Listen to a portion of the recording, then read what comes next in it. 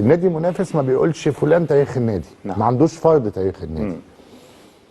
ماشي. لو احنا شايفين نادي الزمالك قليل ان تاريخه هو يبقى لعيب او اسم او اسمين، لا ابدا.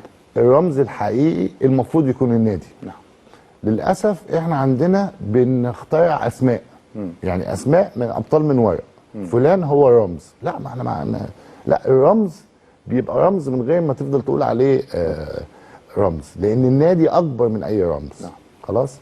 يعني احنا عايزين نعمل الزمالك فوق الجميع فعلا. اعتراف تاريخي من ابن رئيس نادي الزمالك احمد مرتضى منصور بان النادي الاهلي فوق الجميع، بان كلمة الاهلي هي شعار كل من يعمل في النادي الاهلي، ودي حقيقة. ولكن بيقول احنا عاوزين نبقوا احنا كمان فوق الجميع. ازاي تبقوا فوق الجميع وابوك عبده مشتاق للكرسي وانت طالع بتعمل ايه في القناة؟ هو ديت ظروف تطلع فيها في قناة الزمالك؟ ده انتوا رابع دوري وطالعين من افريقيا وفي كوارث في العاب الصالات السنه دي، طالع تعمل ايه وتتكلم على ايه؟ وابوك بيعمل مؤتمر صحفي ليه امبارح؟ ايه المناسبه يعني؟ ويتكلم فيه عن اطهر الطاهر والجن ومحمد عبد المنعم. هو ده كلام؟ هو ده نادي عاوز يبقى فوق الجميع؟ مستحيل تبقوا فوق الجميع طول ما هي عزبه، وانتوا مستحيل تبقوا فوق الجميع. فوق الجميع دي لها شروط يا حبيبي، فوق الجميع دي لها شروط يا بابا. اهم شرط فيها ان رئيس النادي نفسه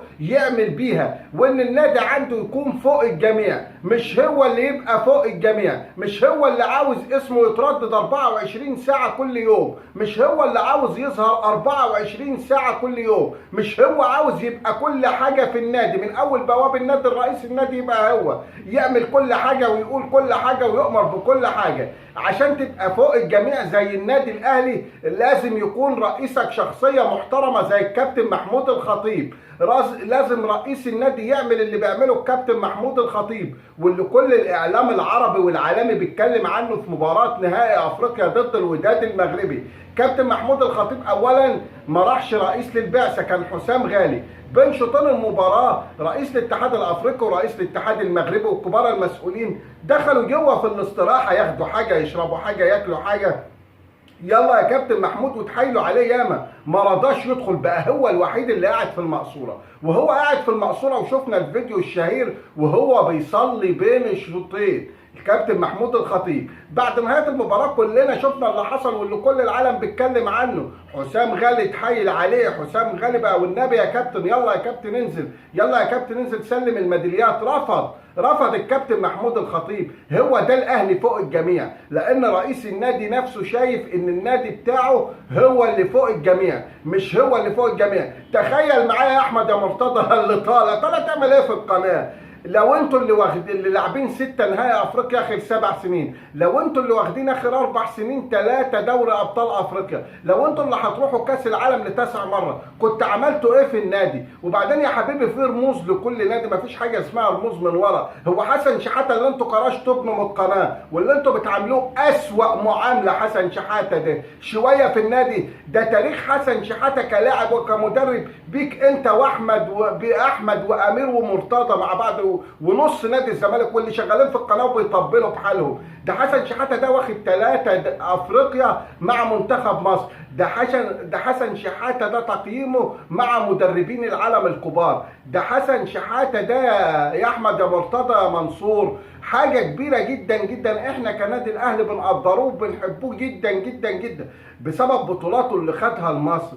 انتوا مهمشين منه خالص. انتوا عملتوا الدنيئه مع ابنه عشان قال كلمه حق على النادي الاهلي في القناه من سنه ولا من سنتين. وكمان حازم امام ابوك ما بيطلعش مره الا بيمسح بالارض. حازم امام ضد النادي، حازم امام ما بيخدمش النادي. شفت الخطيب قال كلمه على بركات؟ ما هو بركات زميل حازم امام في مجلس اداره اتحاد الكره وبيجي على الاهلي كتير. شفت الخطيب طلع هرتل بكلمه عن حازم امام؟ شفت الخطيب طلع هرتل بكلمه عن مصطفى يونس؟ شفت الخطيب طلع هرتل بكلمه عن مجدي عبد الغني؟ لا لا لا لا خالص. ده الخطيب في اخر افتتاح الفرع الرابع ولا الفرع الخامس اللي كان من اسبوعين جاب طاهر ابو زيد وجاب نجوم كتير جدا وحسام حسن وابراهيم حسن وناس كتير كان مختلف معاه. انما عشان الاهلي فوق الجميع وعشان ده كيان ده حصل. انما انتوا تبقوا فوق الجميع ازاي؟ وابوك عاوز يبقى هو الشخص الاوحد الحاكم، وابوك عاوزك انت واخوك تبقوا في الاداره وتبقوا مع الفريق وحكايه وروايه.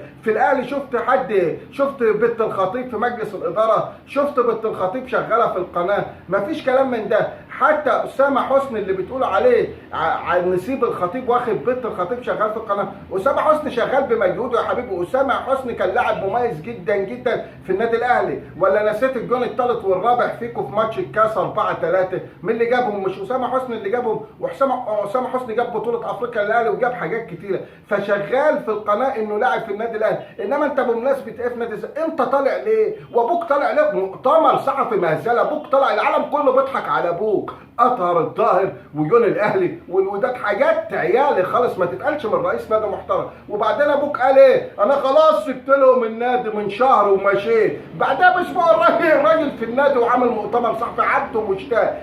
انت واخوك وابوك اللي ما ينفعش يبقى الزمالك فوق الجميع في وجودكم. الزمالك اللي فوق الجميع، ابوك اللي من 2005 عمال يقول انا من 2005 وجيت النادي ومسكت وعملت. الاهلي خد بطولات افريقيا عدد لا يحصى من اول ما ابوك ما دخل النادي كمسؤول. الاهلي بقى اعظم نادي في افريقيا بسبب دخول ابوك نادي الزمالك. حتى من 2015 لما مسك رئيس نادي، انتوا عارفين واخد في التسع سنين كام دوري مرتضى منصور اللي زال الجماهير الزمالك وقال لهم امكم وقال لهم واخد 2 دوري، واللجنه المؤقته واخده 3 دوري، يعني 2 دوري في 9 سنين. والاهلي واخد بقيه المواسم وبقى عامل فيها ان هو بارم ديله. تبقوا فوق الجميع ازاي؟ مستحيل تبقوا فوق الجميع. لو ما احترمتوش حسن شحاته مش هتبقوا فوق الجميع، لو ما احترمتوش حازم امام مش هتبقوا فوق الجميع، لو ما احترمتوش حلمي طولان مش هتبقوا فوق الجميع.